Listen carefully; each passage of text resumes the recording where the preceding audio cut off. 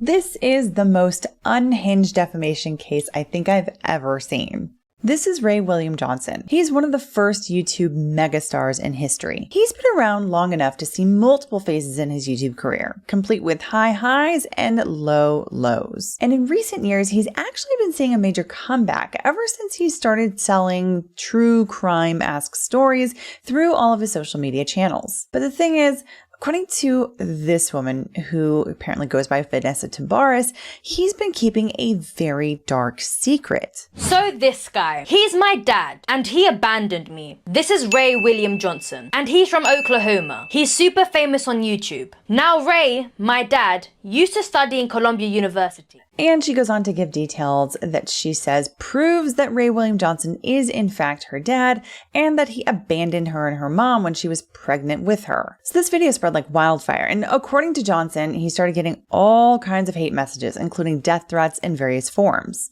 And so they're writing me terrible, hateful things. My own fans are writing me, "You suck. Take care of your daughter, loser. What the f*** is wrong with you? Oi, you're a Ray. Go to your daughter, you little You're a piece of shit for leaving your daughter." This person even tells me to unalive myself because she thinks I abandoned my own kid. And I got like thousands of DMs like this. But the problem is, he said, not only is Tabares lying whole cloth about absolutely everything in her story, but he can prove it's impossible with publicly verifiable information. I didn't go to college in 2002. My senior year was 2010. I used to vlog about it very publicly. It says it on my frickin' Wikipedia page. I mean, when Johnson responded to Tabares' claims here, the information he gave, assuming it's true of course, was a very clear and complete debunking of Tabares' narrative. Now, when you go to law school and you study for the bar exam, you learn to do something that's called issue spotting. This is where you're given a fact pattern and you're tested on how many legal issues you can identify and explain within that fact pattern. And here, although to my knowledge there has not been any lawsuit actually filed in this situation, we can definitely do some issue spotting. And this might be obvious to you, but there definitely is a potential defamation claim, and a very, very strong one at that. Now, you'll notice that we're talking about Ray William Johnson, and whether you've heard of him or not, he is a public figure. In just about every single defamation case that we've talked about on this channel, and we've talked about a lot of them so far, I typically talk about just how hard it is for a public figure to prove defamation. And that's because they have to show something called actual malice. It is a heavy lift, but here, Tabares' statements appear to be so unhinged and so clearly motivated by grift that I don't think even actual malice is much of a hurdle for Johnson here. Let's get into it. Okay, so if you don't know, Ray William Johnson is one of the OG YouTubers. Like I said before, he's one of YouTube's first megastars, and at one point he had the most subscribed channel on the platform. His show Equals 3, where he would react to viral videos from the internet, arguably was the origin of YouTube commentary. And after going through what appeared to be a bit of a hiatus, he made a return to the internet during COVID, starting with TikTok. This featured videos where people would ask him to roast them. He was asking for a roast. Roast me. I want it now. Are you sure you want that, Caroline? All right, let's do it. All right, first of all, girl, how are you gonna look like a depressed Monica Lewinsky? You look like if someone played Aubrey Plaza in a porn parody. Oh, you're into cosplay. Well, that makes sense. If I were you, I'd pretend to be someone else too. Especially with those teeth, Rat Von D. Do you have the same dental plan as this tow truck? And why do I have the sudden urge to feed you carrots? And who in the holy hell cut your hair? Daredevil? Frickin' James Charles is straighter than those bangs. And hey, I think it's cool you borrowed your mom's jeans, but did you have to borrow her fupa too? And what was it like being the worst character in Breaking Bad? And was that you who said, "I did not hit her, I did not"? All right, Caroline, there's your roast. You have a great page, by the way. Keep it up. I really think you're gonna go far. And by the way, I was totally kidding about the haircut. We all know your hair isn't the only thing you cut. And eventually turned to pure storytelling. And now more recently, he's been incredibly successful across platforms, telling basically true crime-esque stories and releasing them daily. Now, this is Vanessa Tabares. She doesn't have nearly the success or following that Johnson does. And by all appearances, she's tried a number of, let's say, interesting strategies to try to amass a following. Here's at least what Johnson said about her content. So she starts out doing grifting rage bait videos. Women shouldn't be leaders. Whose idea was it to give women rights? Whatever women can do, men can do better. Because men are superior. But unfortunately, the rage bait grifting doesn't really work, and she gets no views. So she switches it up, and she starts telling fake stories about herself. Basically just telling weird lies. I lost my virginity to a homeless man. I just found out I've been dating my biological brother for 6 years. And when that doesn't work, sometimes she'll get on camera and just cry. I had the most traumatic experience of my life today. He pulls up in a Toyota Prius. He said he had a Mercedes. Most recently, she turned to basically copying Johnson's storytelling format. Exactly. All the way down to the artwork that he uses. And according to her, she has been getting criticized by viewers for supposedly freeloading off of his videos. But seemingly in response to this criticism, she dropped this bombshell allegation against Johnson. At this point, my mum was furious. She was determined to reach Ray. She contacted a bunch of their old university friends, but they were all like, sorry, we can't help you. Eventually, she got a hold of Ray's mum, my grandma. Turns out, she had no idea I existed. But let's talk more specifics about her crazy allegations. In her video, Tabares claimed that her mom dated Johnson back in the early 2000s. She said that in about 2002, they were in college together at Columbia University. And according to Tabares, when they were dating around then, her mom got pregnant with Johnson's baby. When she told Johnson about the pregnancy, she said Johnson refused to acknowledge Tabares and cut them off completely. Tabares then said that she and her mom were totally destitute because she moved back to the UK where her mom's parents also kicked her out. And then she said they basically lived in a hostel and were desperately poor while Johnson was busy getting super rich off of his YouTube channel. And it wasn't until Tabares was apparently old enough that her mom could get a job, apparently. Somehow she says that her mom became some kind of bodyguard later on, and that she worked with Jackie Chan, Boris Johnson, and Rachel Weisz. This was a weird detail that even if you're unfamiliar with Ray William Johnson's history, just felt kind of like, what? But anyway, it didn't take long for Johnson to respond to these allegations since, as I said, her claims went viral all over the internet. And according to Johnson, these claims are wildly inaccurate. And to show it, he brought receipts. For one thing, he tackled the photo that she showed of her mom with him, ostensibly from around 2002. Here's what he had to say. This alleged picture of me and her mom from 2002, it's so obviously photoshopped that it's comical. Look at the size of my head compared to this woman. Also, look at this weird right angle in the hairline. What is that? And look at this iPhone in her hand. Now remember, this picture is supposed to be from 2002. What year did the iPhone come out? Did her mom time travel to get one of these? Not to mention the AI she used is causing the phone to bleed into the table. So you got half an iPhone here. And the most damning part of this photo is that the underlying picture is not even hers. It's my photo of me and my wife. This photo. She stole it from my Instagram. Here's the original post from 2018. And look, if you zoom in, this is the exact photo she used. Here's mine. Here's hers. Here's mine. Here's hers. She just cropped my wife out and photoshopped in some other woman. And at the bottom of my pic, that's my cat. This cat, Mr. Kitty, here he is. So how is Mr. Kitty, my present day cat, in the bottom of her photo in 2002? Also, a fun fact, the iPhone came out in 2007. So, yeah. So, right off the bat, there's some pretty significant evidence here just on the face of her own video that she is almost definitely a lying liar who lies. But it gets so much worse. I mean, he also does simple math to deduce that the time Tabares says her mom was pregnant with her while in college with Johnson would have been way before Johnson was ever at Columbia University. I didn't go to college in 2002. My senior year was 2010. I used to vlog about it very publicly. It says it on my frickin' Wikipedia page. He began posting videos on YouTube during college. YouTube wasn't around in 2002. And then there's more simple math that calls into question Tabares' age. Since I was in college around 2010 and I got someone pregnant that year, allegedly, that would mean that that baby now in 2025, that baby is 15 years old. This woman is not 15 years old. This woman is at least 35.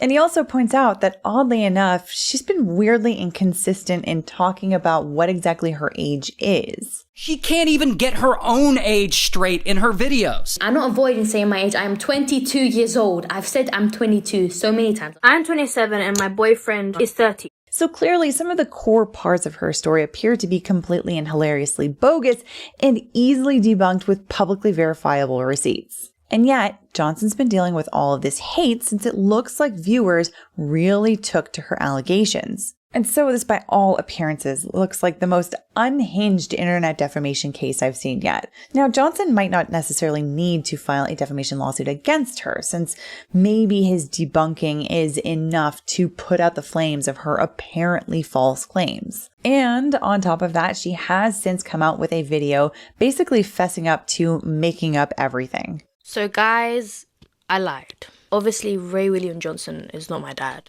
But then again, the internet is also very sticky. There is no guarantee that all of the people that saw her first video making this wackadoodle allegation against him and who believed that first video ever ended up seeing either his debunking or her apology video. So even with this confession out there, that might not be enough to avoid a defamation claim. Now remember that, as I said, at this point to my knowledge, Johnson has not filed any kind of defamation lawsuit against Tabares. But if he did, let's talk about how that might play out. To do that, let's first talk about the elements of defamation to make sure that we're all on the same page here. Here's what Johnson would have to prove in order to win. First, he has to show that Tabares made a false statement of fact about him. Second, he has to show that she made it to at least one third party. Easy, it's all over the internet, there's plenty of third parties. Third, because he's a public figure, he has to show that she made the statement with actual malice. This means that she allegedly made the statement either knowing it wasn't true or with reckless disregard as to the truth or falsity of the statement.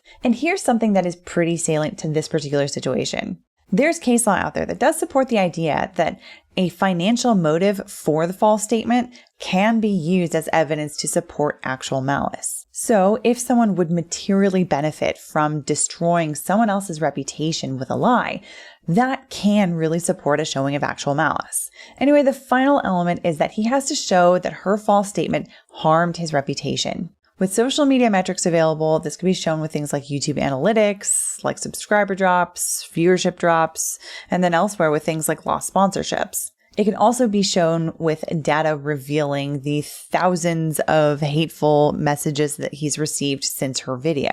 Anyway, let's apply the facts of this case to the elements of defamation. First of all, we can just check off that second element. As I said, she made the statement to many people on the internet, and that's easily provable because her videos got like millions of views across platforms. Second, we have that first element, statement of fact. Now, here's where a lot of defendants will talk about opinion statements. That's because a statement that amounts to a mere opinion can't be the basis of a defamation claim. And one thing that courts will look at in determining whether it's a statement of fact or a statement of opinion is whether the statement is capable of being verified as true or not. And here, her statement saying that first, he's her dad, and second, he abandoned her, those are definitely things that are verifiable one way or another. So this is definitely a statement of fact here. And the main question is it true or not? Obviously, she's admitted to all of this being completely made up. But even if she hadn't, based on the information that Johnson laid out in his video,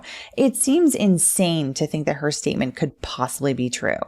I mean, just going by her own narrative, that photo with the iPhone that she said is from 2002, it's just not possible. And then you learn that she didn't swap Johnson into a photo of her mom, but rather she swapped her mom into a photo of Johnson, which he posted on his Instagram in 2018. It seems like even without her admission, he'd be able to prove that first element of defamation fairly easily. Anyway, then there's the fourth element, damages. Johnson pointed out that he was inundated with all kinds of hate messages, including some telling to end his own life, which is absolutely nuts. This is the kind of thing that can cause someone some serious emotional distress, even for someone who's been dealing with the internet and internet trolls for years, arguably. But also, if he's lost money through things like AdSense revenue, because people are turning away from his channel, they're not watching his videos anymore, or through lost brand deals because brands don't want to work with him, considering these allegations, what have you. And if he can show that the timing of these losses lines up with the release of this video, then he potentially has a good damages claim. But last but not least, there also is the actual malice element. Like I said before, this one is usually a major hurdle for most public figures. Now, a normal person who isn't a public figure usually just has to prove that the defendant negligently made a false statement about them. That basically comes out to, you didn't use reasonable care when you were running your mouth about the plaintiff. But with public figures, there's a long-standing concept that comes out of the First Amendment that says that we should be able to talk fairly freely about our public figures. This is related to our ability as members of the public to criticize the powerful and to engage in hearty discussion about important public matters, and public figures are usually involved in those public matters. And when it comes to these kind of topics, people aren't always going to be able to be totally precise and fully accurate. And so when it comes to celebrities, social media influencers, politicians, and more, these people tend to have a larger megaphone from which they can talk in order to clear things up like misstatements about them. And you can see that at play here with Johnson's response video. As a public figure, he's able to come back with a response and basically just say, everything that guy just says, bullshit. Thank you. And a large number of people will listen to him. But even with that, it is still possible to prove actual malice in cases like this. And this is a pretty good example of how to do so. For this part, let's set aside for just a moment the fact that she did in fact admit to making it all up, which would mean that she knew in the moment that she was making the statement that the statement was false. First of all, if evidence were to come out that she had a biological father who's actually been in her life growing up, then she obviously knew it was false. Also, if she knew that her mom, for example, didn't go to Columbia University, or she knew her mom never met Johnson, that's knowledge of falsity of these statements. But even if she didn't know for sure these details, I mean, the level of verifiability with public information about these claims says that she really didn't do enough research to see if her story could even check out. And that seems pretty damn reckless to go out and make these kinds of explosive claims about another person on the internet. So at the very least, it does seem like recklessness can be proved, and that is enough to show actual malice. But also, I don't know if Johnson realized this, but in his response video, he pointed to a very salient point about Tabares here. Namely, she is on record as having a strong financial motive in driving this story forward. I'm a small creator and I do need money. I'll be real. So it's like, if he didn't give me anything growing up, he might as well give me a bit of clout. That's the least he could do, because growing up he didn't give me anything. I need money, guys. I'll be real. And as I said, sometimes a strong financial motive for making a defamatory statement can indeed be used as evidence to support actual malice. And as it turns out, in her apology video, she even confirmed a motive that would also support a finding of actual malice. Ray William Johnson is my dad video was my last shot at making something happen on social media. I got impatient with my channel, and I always knew that controversy, it always blows up on social media because people love the drama. And I thought maybe this would be my moment. I knew the video was fake and I thought it was obvious. I didn't think through the consequences. I definitely didn't expect Ray to get that much hate. And so that's all the elements of defamation. Her admissions here really are just like the bright red ribbon on an already perfectly packaged case of defamation. But what about the fact that she said in her apology video that she thought it was obvious that her story was fake? What about a possible argument saying this is satire? Is this something that she could use to defend against liability? Personally, I think she would have two problems with that defense. Number one, courts are going to look at the full context of her statements when they were made. That means looking at the full video. And when they do, they're going to ask, what would a reasonable viewer of this video think? Clearly, a lot of people believed her, or else this would not have gone as viral as it did. And when you watch the whole thing, there's nothing to tip you off that this is some kind of satire, unless there's something about British humor that I, as an American, maybe missed. That is definitely possible, but even if that's the case, we're talking about a reasonable viewer, and her target audience clearly isn't limited to British viewers. But even more than that, if this is in fact supposed to be satire and she intended it to be so from the very beginning, she self-snitched by doubling and tripling down, as Johnson put it. So after all this, like, she doesn't get on camera and go, aha, it was just a joke, I'll just get it out. No. She doubles and triples down on her lie. She's like replying to people in the comments, expanding on her story. She's going live and talking about it in greater detail. He wasn't sued for child support because mom didn't have money for lawyers. And like she tried to get like free lawyers. And in her live streams, the ease at which she lies about this stuff is unsettling. Like as a kid, I used to scribble on Ray's face because I used to hate him so much.